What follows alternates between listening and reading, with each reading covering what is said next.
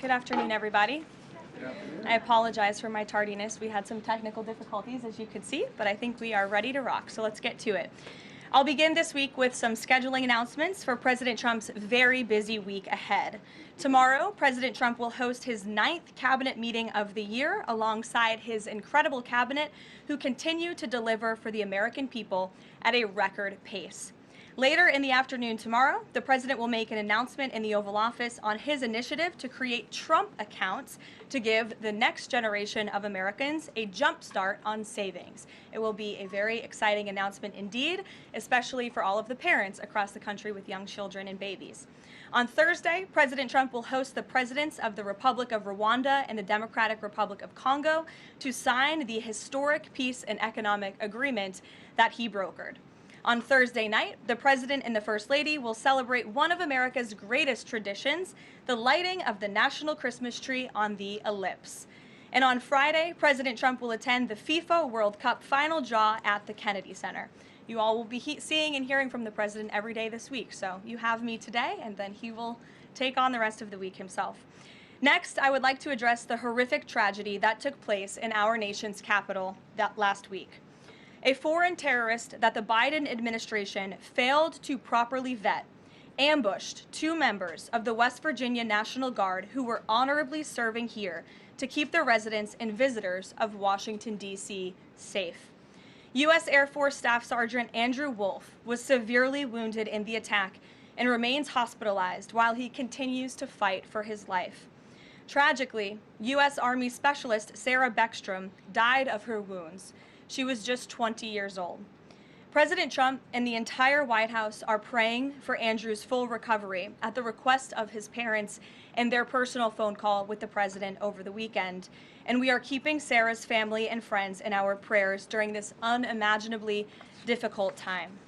Sarah and Andrew represent the very best of America, 2 young patriots who were willing to put on the uniform and risk their lives in defense of their fellow Americans. Both of them truly embody the profound words spoken by Jesus Christ in the gospel. Greater love has no one than this, to lay down one's life for one's friends. Sarah and Andrew are heroes, and we will never forget their sacrifice. That means ensuring the monster responsible for this atrocity is prosecuted to the fullest extent of the law and faces the most severe punishment possible. It also means reckoning with why this atrocity was allowed to happen in the first place, so that it may never occur again. Here are the facts. The terrorist who gunned down American soldiers blocks away from the White House in an ambush was an Afghan national who was flown into our country by Joe Biden's administration in September 2021 in the chaotic wake of their botched withdrawal from Afghanistan. One of the most embarrassing moments in the history of our great country. Joe Biden's historic failure in Afghanistan continues to haunt this country and our men and women in uniform. Not only did this surrender lead to a suicide bombing that killed 13 American heroes in Kabul, but now National Guard troops were shot on U.S. soil by the same kind of enemy. We continue to live with the deadly consequences of Joe Biden's horrific leadership. Nearly 100,000 Afghans were recklessly released into the United States with little to no vetting. There was no regard for the disorder and violence that this would unleash on American communities and American culture. Reportedly, thousands of these strangers and unknown individuals were flagged to the Biden administration for national security, public safety, and fraud concerns. But the terrifying truth is that the Afghanistan debacle is just a small part of Democrats' complete and total betrayal of the American people during the Biden years. The tragedy that we just witnessed the day before Thanksgiving is a reminder that untold thousands of terrorists, gang members, and criminals were invited into our country and remain here to this very day. The border is now secure, thanks to President Trump, but the threat in our interior remains real and urgent. These public safety threats are already inside our land. And President Trump was elected on a promise to find and remove them. And he has already taken significant steps and made significant progress towards fulfilling this promise. But there is more work to be done because President Trump believes that he has a sacred obligation to reverse the calamity of mass, unchecked migration into our country. As a result, the Trump administration is now actively re-examining all of the Afghans imported into the country by Joe Biden. Any individual who threatens our national security or our citizenry will be subject to removal. President Trump has already permanently paused migration of foreign nationals from third world countries that pose a very high risk to the United States. For too long, past American presidents supported self-destructive immigration policies that allowed foreigners who outright hate our country and have no interest in assimilating into our culture. They've allowed these individuals to flood peaceful American communities. This disastrous approach has drained our welfare program, driven up the cost of housing, suppressed wages, and jeopardized the safety of law-abiding American citizens. In fact, according to a new bombshell report from the New York Times, Somalian migrants in Minnesota have defrauded nearly $1 billion in taxpayer-funded benefits under Democrat Governor Walz's leadership. President Trump is putting an end to this dangerous America Last approach. His position is rooted in common sense. In the wake of last week's atrocity, it is more important than ever to finish carrying out the president's mass deportation operation. America cannot allow millions upon millions of unvetted illegal aliens to be rewarded with amnesty after they broke our nation's laws to come here. They must go back to their home countries. It is also essential to immediately address the massive fraud and corruption that has been going on for decades in other aspects of our immigration system, most notably when it comes to asylum claims. Millions of people who have come here under false pretenses are told blatant lies now enjoy temporary legal status. President Trump is ending this scam as well, and I would point out that the Democrats have tried to block this administration from doing so at every turn with lawsuit after lawsuit. The hard truth is that even when it comes to our legal immigration system, past presidents have failed to ensure that all prospective citizens love America, will add value and contribute to our communities, and will assimilate into our culture. Leaders have a duty to defend and advance the interests of their own people, not foreign nationals. Leaders also have a duty to preserve the integrity and character of our nation's national identity. That is why President Trump is more committed than ever to fully restoring American sovereignty by keeping our borders secure, removing all illegal alien invaders, and rebuilding a legal immigration system that makes sense and benefits our country. President Trump has no higher responsibility than to defend our homeland and our people, and he will never waver in doing so. With that, I will open it up to questions, and we'll lead today with Isabel Brown, who is in our new media seat.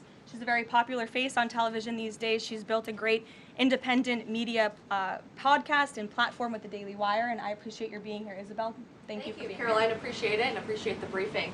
Many Americans, in light of these recent events that you just mentioned, are starting to say that we are being invaded as a country, culturally and logistically, when it comes to immigration. And we know that immigration without assimilation is indeed invasion. So given the recent remarks from Vice President Vance on a college campus about dramatically reducing legal immigration to address some of this crisis, and President Trump's Truth Social post last week about individuals who may be non-compatible with Western civilization, are there any conversations happening or plans being made behind the scenes for the administration to implement at least a temporary immigration moratorium, for example, in light of what the American people might be calling for?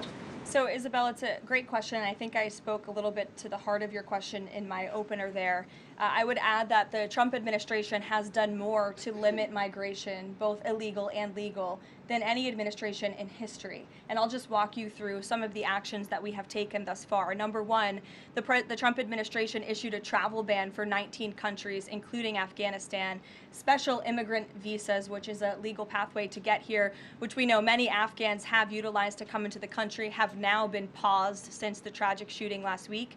Refugee admissions were suspended for Afghans from this administration on day one, and refugee admissions into the country right now are essentially at zero, with the exception of Afrikaners fleeing persecution in South Africa.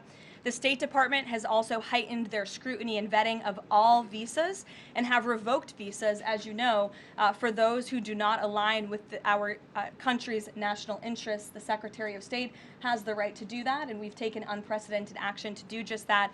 We are also now pausing all asylum adjudications for additional vetting as well. And so additional actions I don't have to read out for you today, but I would just remark that the President has made tremendous progress on this front, and it's why it's so crucial that we not only secure the borders, which the President did in record time. We have 0 illegal aliens entering into the country month after month, but we also are taking a look at those who are already in the interior of our country and removing them if they are here illegally, and also taking a look at these visas. Again, having a visa in the United States is not a right, it is a privilege. And the Secretary of State, if you are deemed contrary to our country's foreign national interests, has the right to revoke that privilege. Thank you. Gabe. Thank you, Caroline. Excuse me. Regarding Venezuela, the President said yesterday that Secretary Hegseth had denied that second strike, the reported second strike on an alleged drug vote on September 2nd, the Secretary said to the President that didn't happen. But to clarify, I just wanted you to clear this up. In his social media post, Secretary Hegseth didn't go into details about that strike. He just said U.S. operations in the area were lawful, and he said that the story and media reports were fabricated. So to be clear, does the administration deny that second strike happened, or did it happen and the administration denies that Secretary Hegseth gave the order? The latter is true, Gabe, and I have a statement to read for you here. President Trump and Secretary Hegseth have made it clear that presidentially designated narco-terrorist groups are subject to lethal targeting in accordance with the laws of war. With respect to the strikes in question on September 2nd, Secretary Hegseth authorized Admiral Bradley to conduct these kinetic strikes. Admiral Bradley worked well within his authority and the law, directing the engagement to ensure the boat was destroyed and the threat to the United States of America was eliminated. And I would just add one more point to remind the American public why these lethal strikes are taking place. Because this administration has designated these narco-terrorists as foreign terrorist organizations. The President has a right to take them out if they are threatening the United States of America and if they are bringing illegal narcotics that are killing our citizens at a record rate, which is what they are doing. And under the previous administration, there was enough fentanyl trafficked into our country to kill every American man, woman, and child many times over. And so that's why you've seen a drastic difference in this administration's policy with respect to the last, and it's one of the many reasons the American public reelected this president and support this Secretary of War in conducting these strikes. So to be clear, to clarify, Admiral Bradley was the one who gave that order for a second strike. And he was well within his authority to do so. And a separate question, the President several days ago said it was his intention to pardon the former president of Honduras, who was a convicted drug trafficker. And yesterday on Air Force One, the President said that if someone sells drugs in that country, that doesn't mean you arrest the President and put him in jail for the rest of his life. How is that different than what the administration is accusing Venezuela's Nicolas Maduro of? You're cherry-picking the President's statement a little bit yesterday, as he also said yesterday the people of Honduras have highlighted to him how the former President Hernandez was set up. This was a clear Biden over prosecution. He was the president of this country. He was in the opposition party. He was opposed to the values of the previous administration, and they charged him because he was president of Honduras. There were some other egregious facts that came out during this trial, and I would encourage you to report on them. His court-appointed lawyer was only given 3 weeks to prepare for trial. He shared that his conviction was lawfare by the leftist party, who, quote, struck a deal with the Biden-Harris administration. Hernandez has highlighted there was virtually no independent evidence presented, and many of his conviction was based on testimony from many admitted criminals who hoped that cooperating would reduce their own penalties. So the President heard the concerns from many people, as he does, and he's, of course, within his constitutional authority to sign clemency for whomever he deems worthy of that. Jackie. Thank you, Caroline. Following up on Gabe's question, you said that the follow-up strike was lawful. What law is it that allows no survivors? The strike conducted on September 2nd was conducted in self-defense to protect Americans in vital United States interests. The strike was conducted in international waters and in accordance with the law of armed conflict. And then On this pardon for the Honduran president, does it at all undercut the administration's messaging while you have these congressional Republicans defending the strikes on the narco-terrorists and then a pardon for a convicted drug trafficker? Does that make it more difficult for your members to defend your administration's policy?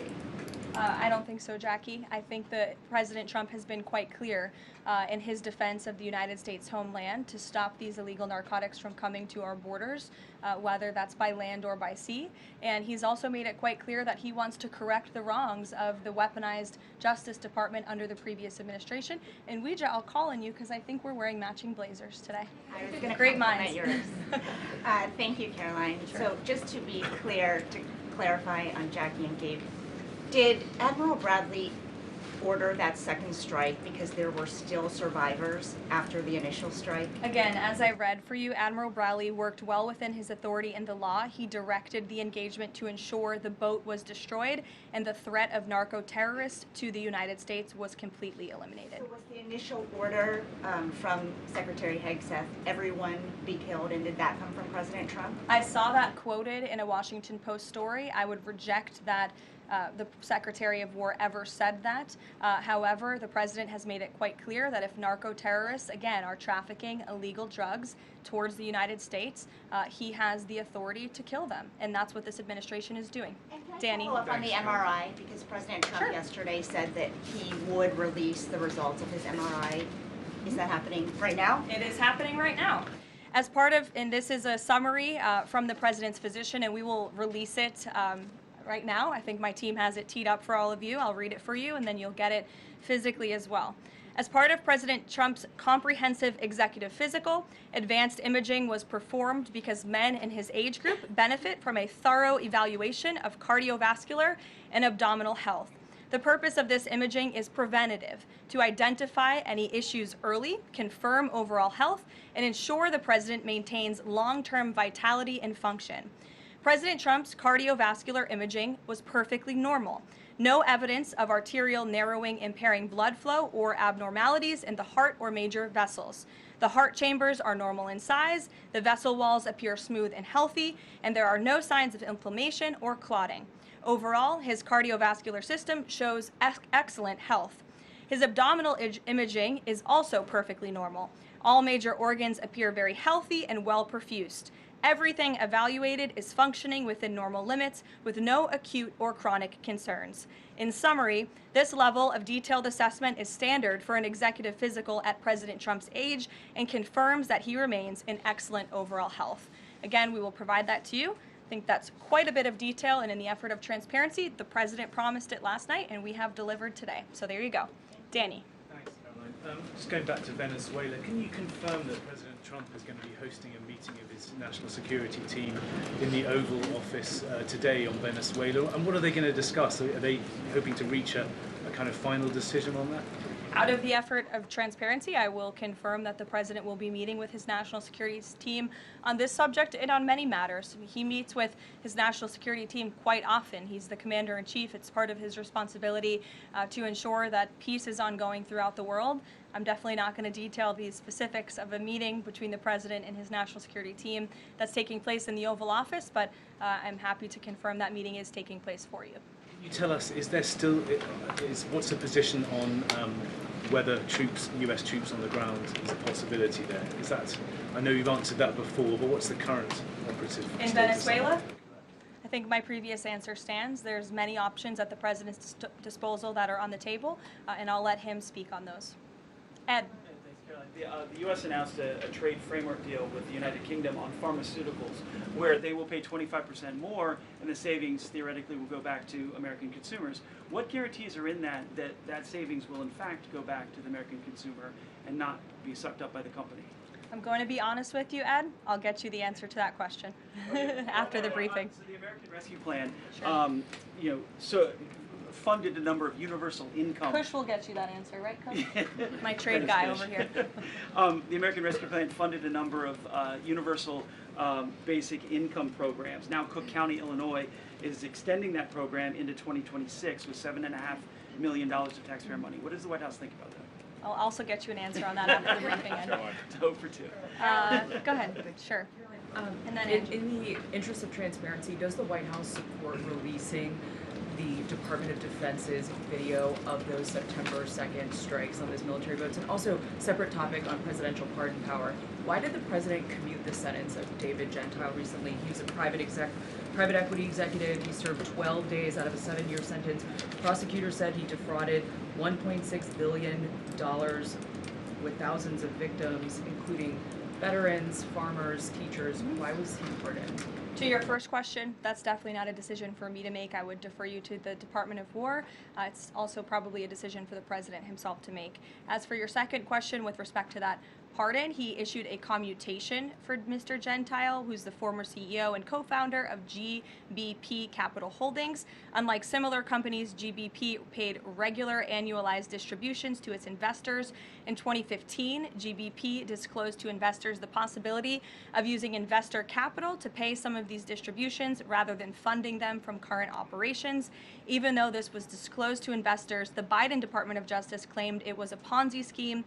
This claim was profoundly undercut by the fact that GBP had explicitly told investors what would happen. At trial, the government was unable to tie any supposedly fraudulent representations to Mr. Gentile. In short, again, this is another example that has been brought to the president's attention of a weaponization of justice from the previous administration, and therefore he signed this commutation. Statements, though, say that these people were defrauded. I just read you a very detailed summary of why the commutation was made. Sure.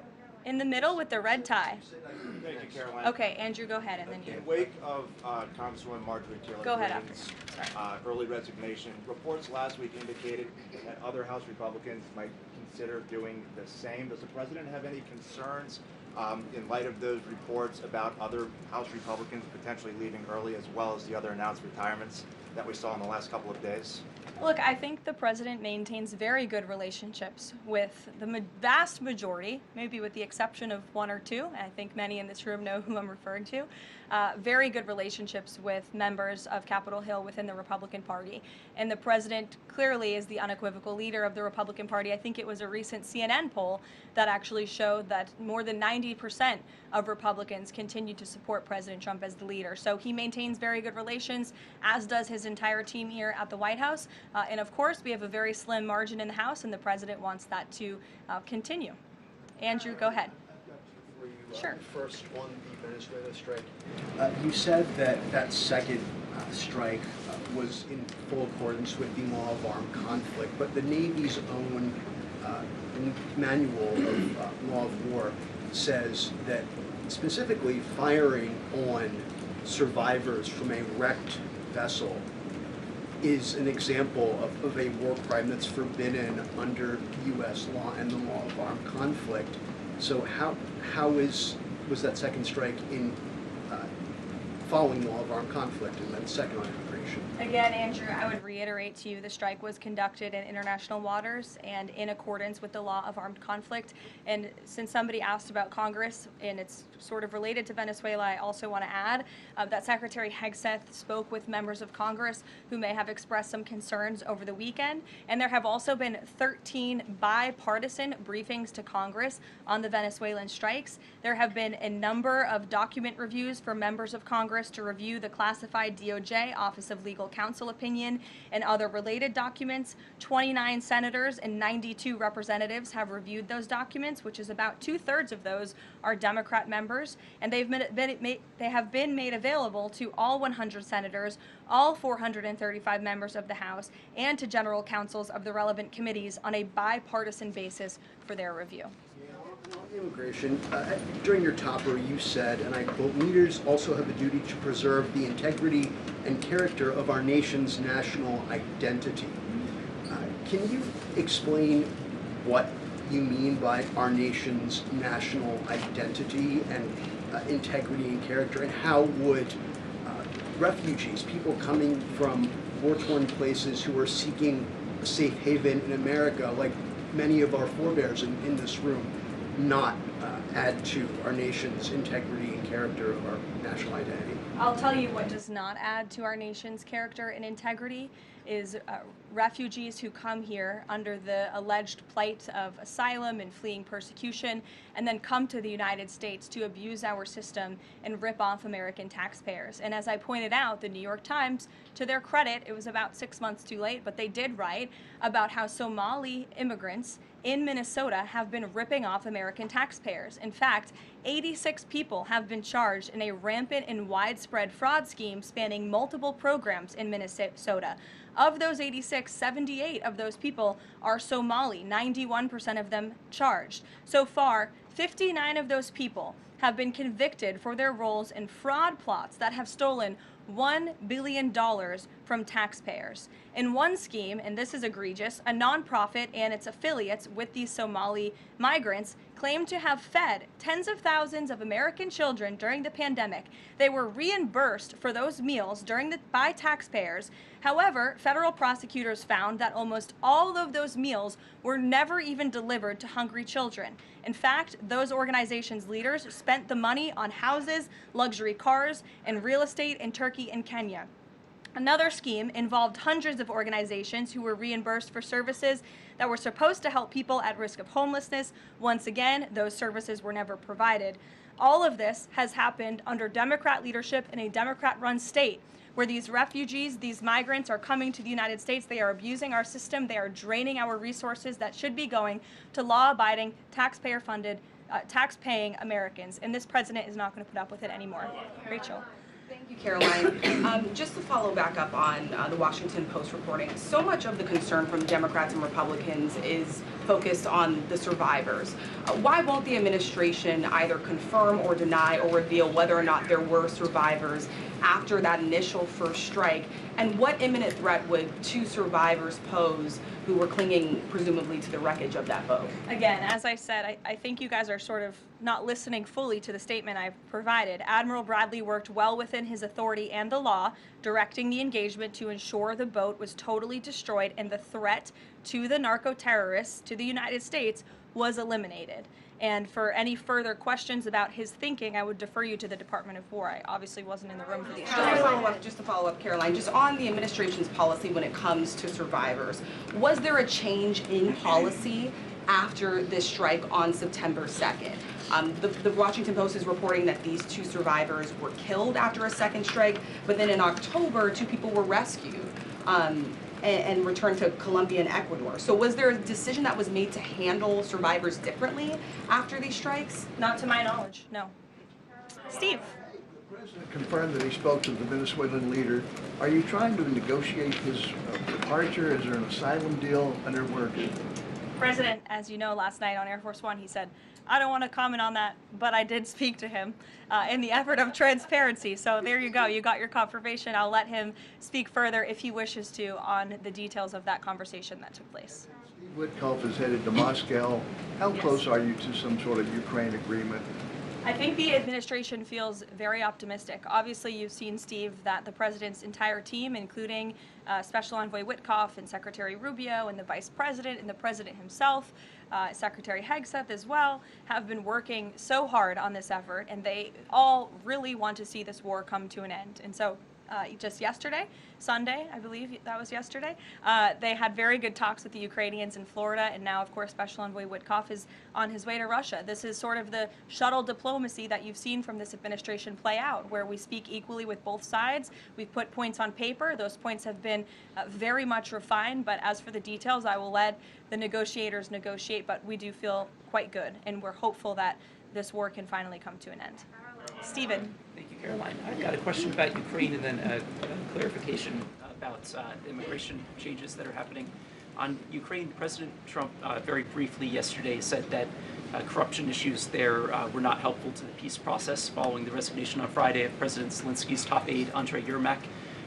We were told from your podium in the prior administration that, quote, there is no indication that there's been any kind of widespread corruption involving U.S. resources in Ukraine.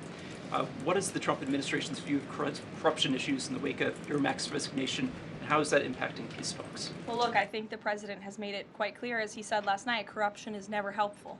And he does not want to see American tax dollars taken advantage of, which is why he has stopped the endless checks that were being written by the previous administration to fund this war. The United States is selling weapons to NATO that are being sent to Ukraine. That's a very different thing than the American people writing blank checks to a war effort very far away. It does not degrade the administration's determination to see this war come to an end, but I think it exemplifies the president's desire to always put the American people and the American taxpayer first. On immigration, you mentioned, or you emphasized that there would be a review of the Afghans who were resettled here under the previous administration. Yes. There's a lot of changes happening right now to asylum and to green card holders. What should the 2 million people with pending asylum claims, or the roughly million people from the 18 other countries of concern, know about what's going on in the review? What's the status of all these other people?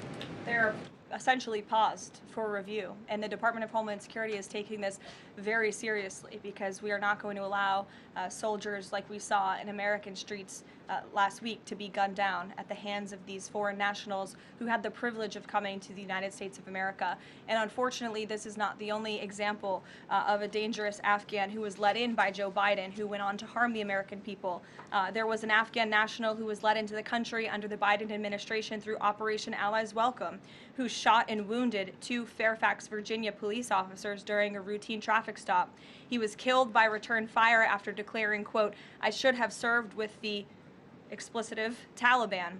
2 Afghan nationals were given legal status by the Biden administration as well, who were arrested and prosecuted for plotting a terrorist attack in Oklahoma just before Election Day in 2024. We all remember that. They possessed hundreds of rounds of ammunition and had pledged their allegiance to ISIS.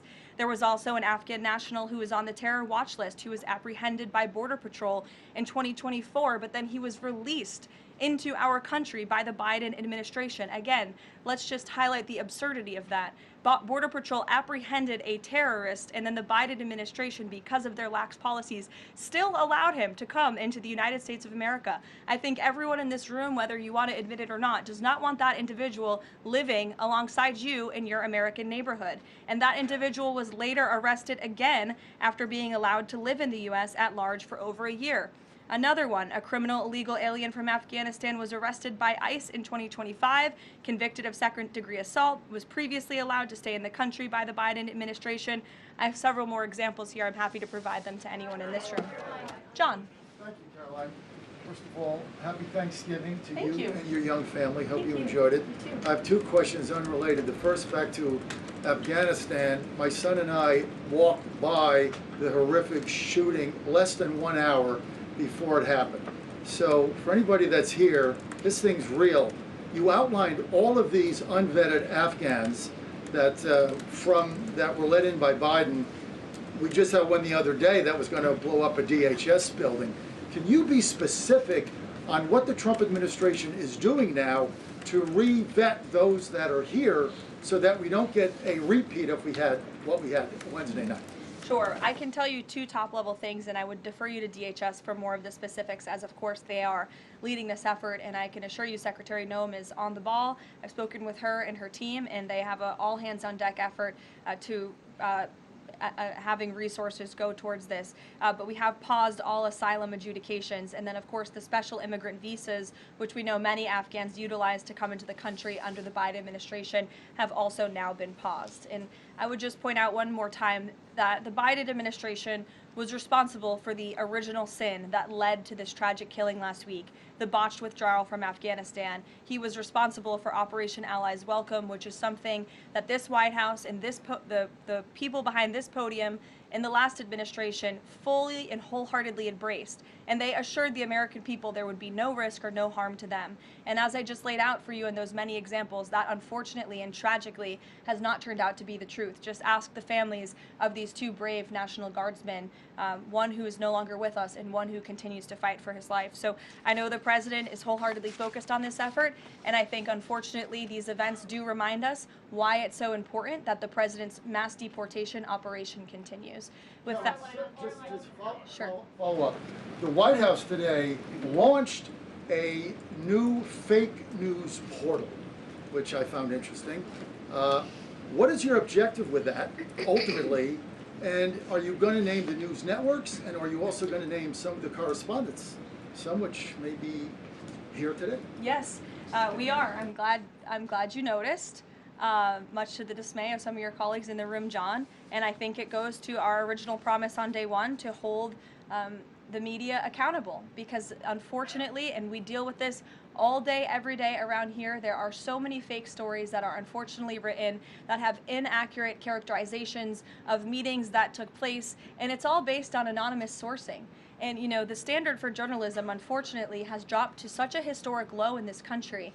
And again, we deal with it every day, where you can have an anonymous source who has no idea what they're talking about, zero credibility, call up a reporter in Washington and say, hey, I heard this, and then the next thing you know, it's on the front page of the New York Times. It's really incomprehensible. We appreciate the journalists, some of those who are in this room who do reach out for comment, who try to get things right, and there are some that remain. But overwhelmingly, the fake news that we see pumped out of this building on a day-to-day basis, it's honestly overwhelming to keep up with it all, and to constantly have to defend against these fake news and these attacks. And I will point out one fake news story over the weekend before I let you all go, from the New York Times that took about 1/3 of the president's daily calendar and his daily schedule and said that he's doing less than he did in his first term, or he might not be fit for the job. That is unequivocally false, and it's deeply unfortunate that this story was written by the same outlet and the same reporter who wrote this: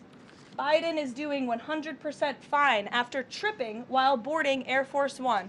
Oh, same outlet, same reporter who wrote that President Trump is not fit for the job. Are you kidding me? You all see him almost every single day. He is the most accessible president in history. He is taking meetings around the clock. Another one. Biden declared, quote, healthy and vigorous after his first presidential physical. I don't see headlines like that too often about this president. Again, same reporter, same outlet who wrote falsely over the weekend that President Trump is not fit for the job. I can assure you he absolutely is. You all see that with your own eyes on a daily basis, and the president's physician has now given you all 3 detailed reports on the state of the president's health. So with that, I will leave you all, and we'll see you tomorrow. Thank you. Thank you, Caroline.